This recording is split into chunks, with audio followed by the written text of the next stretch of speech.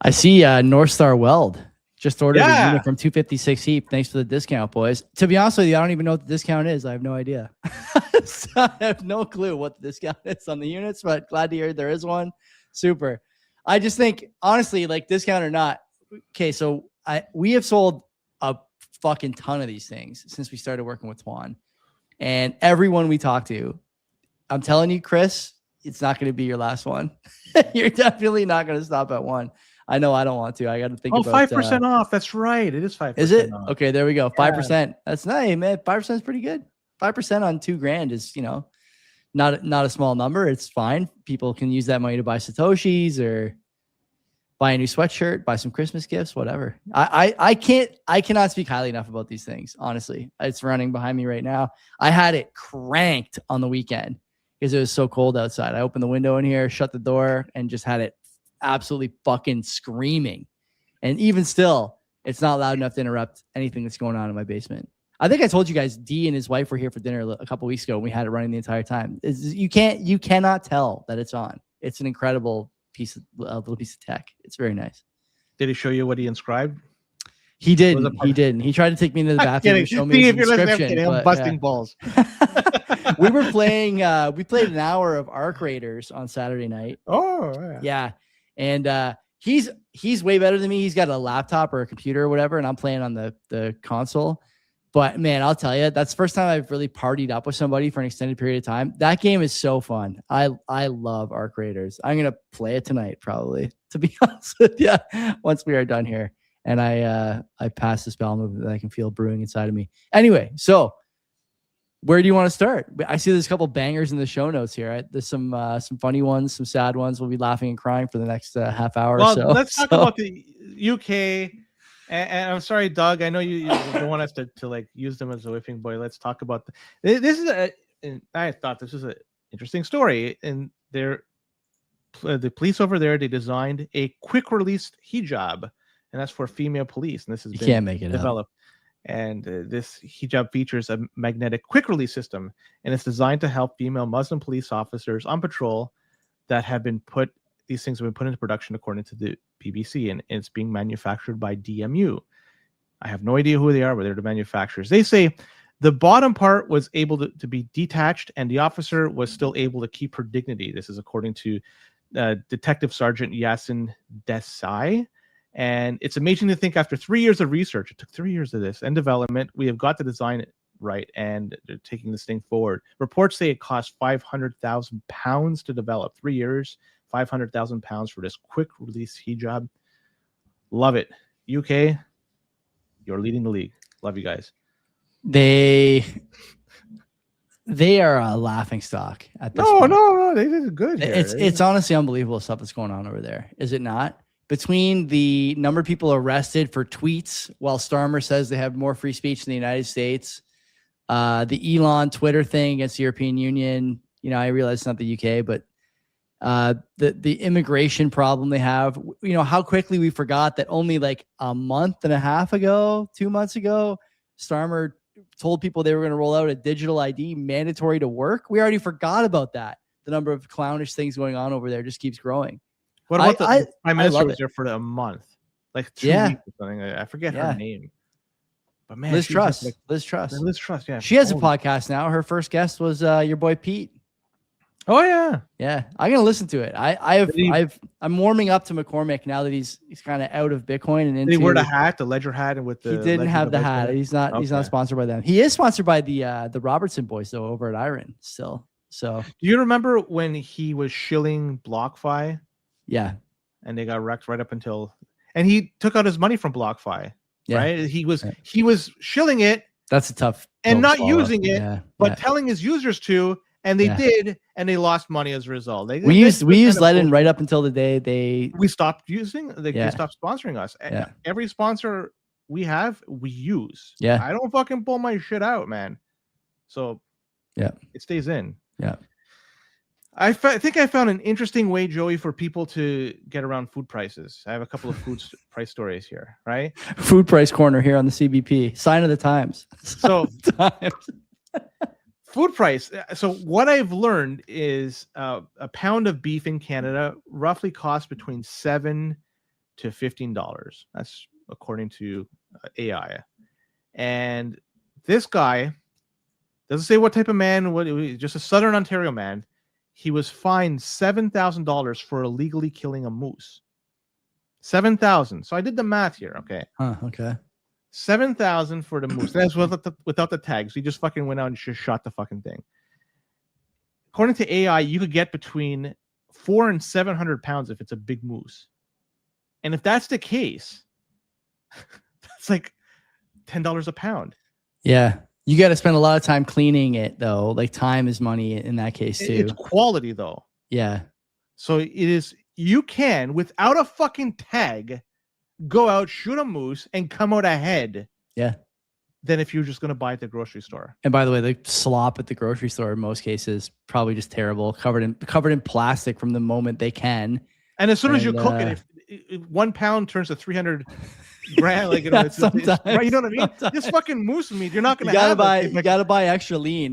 You may not like the taste of extra lean, but otherwise, you know, you're just going to be cooking. You're going to be cooking it in oil. Juices. Yeah. So what I'm trying to get at, this might how much is it? How much is a tag? What's the tag cost? I have no idea. There's a lottery here for hunting tags, right? So who fucking cares? Yeah. I'm not saying to do this. This is all hypothetical, by the way. I'm not suggesting to do this. But hypothetically, if one wants to do it, you're gonna get better. You're gonna get more bang for the buck just going out there, shooting a fucking moose and eating that one. And it doesn't matter if you get fined or not. What if hypothetically you shoot 3 or 4 of them and it's the 4th time you get fucking caught? Yeah. My other question is, how are they going to get? How are they going to catch the guy? Paulie is saying that tags are $30. I see tags at 200 and another 35 for the license, 15 for the application. So you're close to 300, 250, something like that. At the end of the day, I don't know. Is it worth it? Yeah, I'm not sure. You know what? I would like to go moose hunting. We worked with a guy who was a big hunter. Yes. And always had like venison. He basically spent every spring and summer eating like venison lasagna, venison jerky, venison pepperettes, venison ice cream. Like, you name, like, whatever he's got, he's rubbing, he's fucking moisturizing with venison oil. Like, he's just eating deer all the fucking time. And I gotta say, I like that stuff. It's, people say it's gamey, but I really like it.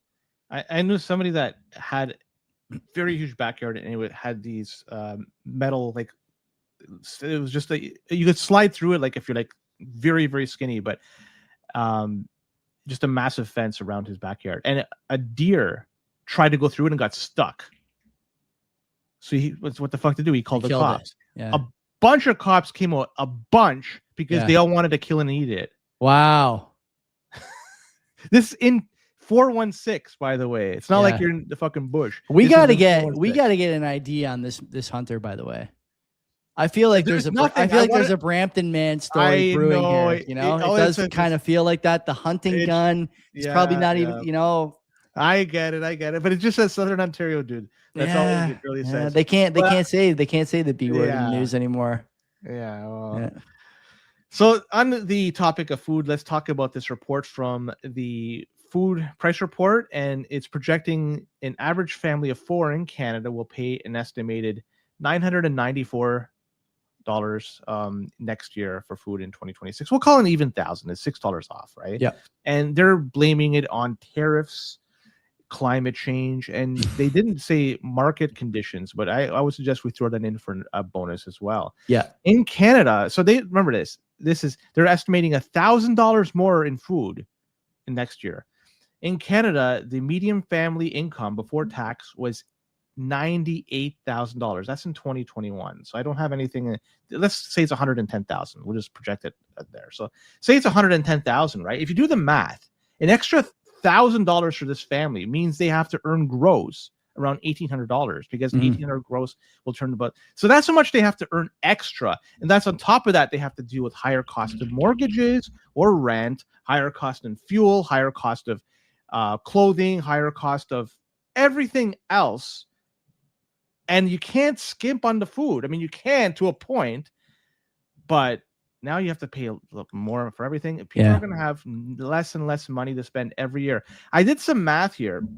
So it's the food price increase is estimated to be 4 and 6% next year by Canada. And I tried to compare it to other G7 nations and see how Canada ranks in comparison to other. So next year, the UK is supposed to get 3.1 to 4.4%. So that's less than Canada. Italy, 2 to 3%. That's half the price that Canada is expecting. United States, 2.7%. Germany, 2.6%. Japan, 1.5 to 2%. France, the lowest, 1.6 to 1.7%. Canada is the highest. Yeah. And in some cases, almost 4 times higher than others, like France, for instance. That is interesting because the story is, I don't have anything to define it to say this for sure. The story is Carney said that he should be judged in the price of the food.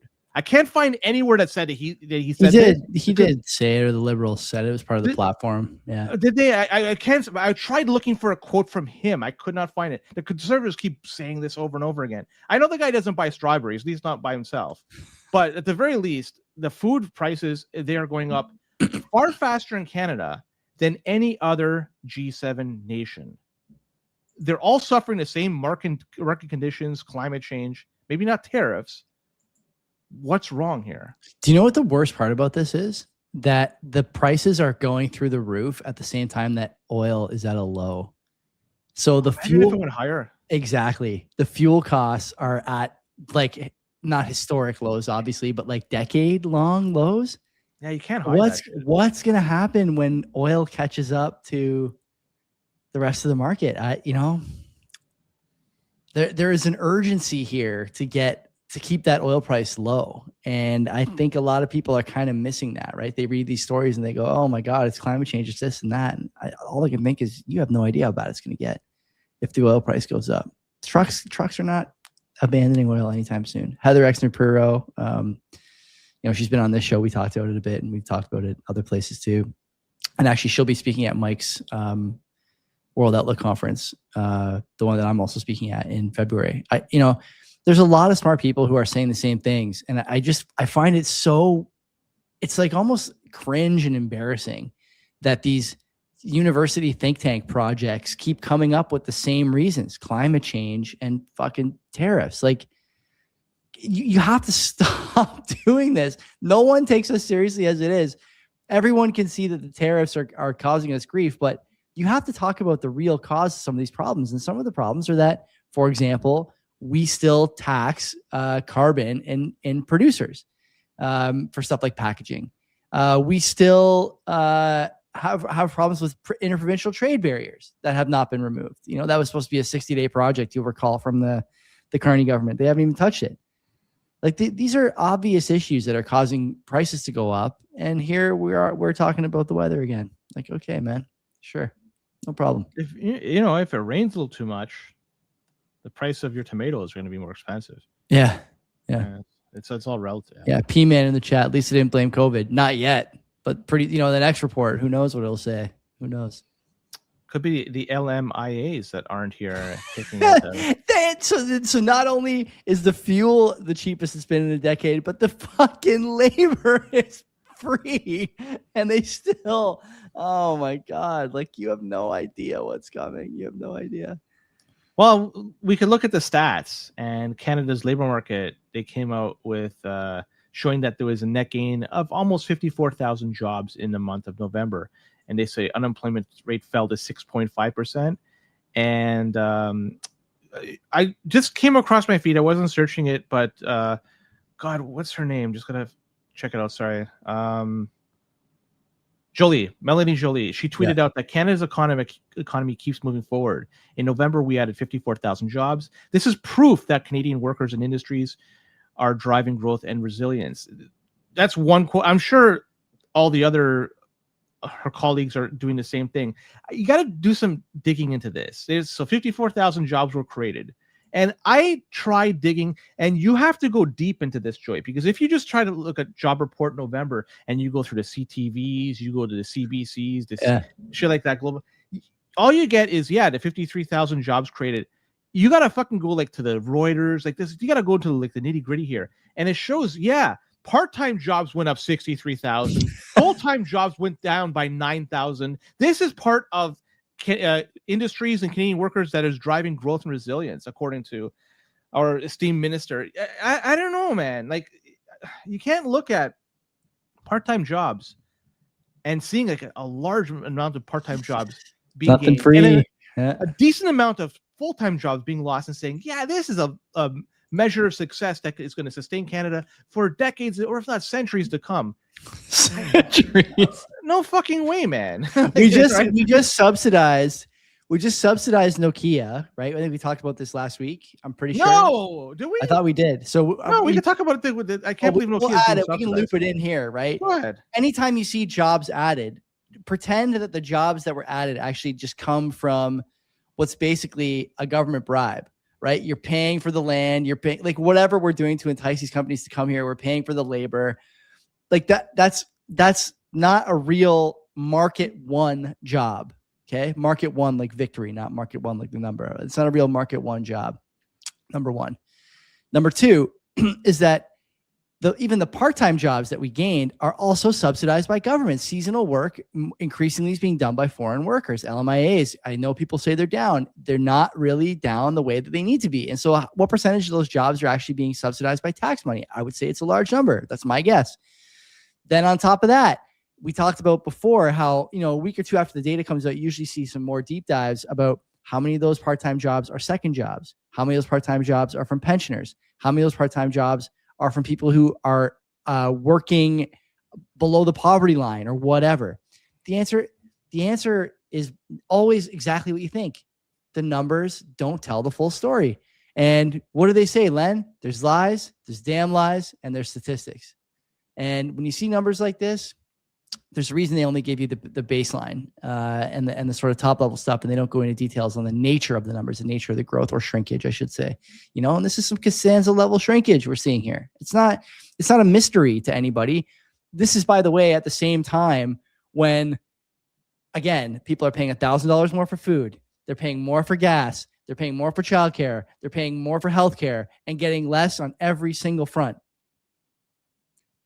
I'm honestly starting to think that we are actually like, who is it that had the analogy of the roadrunner running off the cliff and his feet are still moving, right? Somebody had that analogy. I forget who. We are for sure in that position here in Canada. Like the recession is here, and it's just like a phantom smoke screen every time you turn on the TV. Things are great. You go to QP and Prime Minister saying it's the strongest Canadian economy's ever been. And it's just like, where's the data that backs that up? Where's the data? Stellantis, there was good jobs here coming through the Stellantis agreement. They bolted on it, no-showed all the hearings. They're never going to be back in Canada. And a week later, Buddy is standing next to Trump in the Oval Office, shaking his hand. They're making a multi-billion-dollar investment in the United States. Like at some point, even the most ardent anti-Trumper, the most stricken with TDS boomer has to admit that we are outgunned and now I think also outwitted by the Trump administration. There's really no other way to frame what's going on. They're giving out checks to people on the back of the tariffs. Now you could say the tariffs are your money anyway, blah, blah, blah. Fine. How is it any different from what we do here? My tax refund. Is my tax refund going to be $5,000 a person on the back of some witty trade policy? Not as far as I can tell. I'm looking in the middle. Check coming for $5,000. Yeah, the carbon rebate. I don't even get that. I don't even get it. I don't get any of the shit. My wife just told me that a few months ago, they even cut off her baby bonus. And I'm like, I thought everybody got the baby bonus. Apparently you don't even get that. Like what? I'm paying all this money. I'm getting nothing back. Nothing, including jobs. Algoma is another one. Algoma's another one. That's right. Their arc melting stuff. Like that's a dead. This like green initiative arc melting. It's a dead project. It's a dead project, man. Like if you don't have a market one initiative, then you are subsidizing it. And if you are subsidizing it and it fails, it's like a kick in the teeth and then a kick in the dick on top of it. Like you gave the tax money. They told you it was a market one job. And then you lose the productivity and your GDP per capita goes even further down. How do you put up with this? Like what's going on, man? It baffles me. I can't wait for Christmas because I have a list of tweets saved with some really good data that I'm just going to just unload on people. I'll probably have like 20 beers and just absolutely go tits to the wall on telling people how stupid they are. I think it's time. Like how do you keep saying it? Everything's good. Oh, we're good over here. Oh, it's Like, fantastic. Well, they did have the agreement with Canadian government and province of Alberta for the MOU. pipeline. Yeah. Unless they get the people out west on board, where the fuck is that gonna go? I did a sip and rip on this. I don't think the MOU gets signed. I think it's politically convenient for both Smith and Carney to sign it, but I don't think that there's anything else to it. I think it's a dead in the water kind of thing. Oh, Len's gone. Where'd he go? His computer shut off. I did the sip and rip on the Danielle Smith and Carney MOU because I see that MOU is like obviously not a sort of front, but it's like they know that they both win politically by having that signed. Carney can say he stood up to the separatist movement. Danielle Smith can say that she's getting some support from Ottawa. And at the end of the day, they can both just blame David Eby for it not happening, even though nothing ever happened with the MOU. So I don't know. I personally don't think that's like a big deal. But anyway. Somebody's going to make some good money off that. Who? I don't want to say Aboriginals, who. maybe. I don't want to say who, but Here somebody's going to make some good money off that. Yeah. All right, I think we can do one more story and then go to the Hamilton versus Brampton man. This is from the Ottawa Police, and Ottawa Police warn of transnational theft groups that are operating across Canada.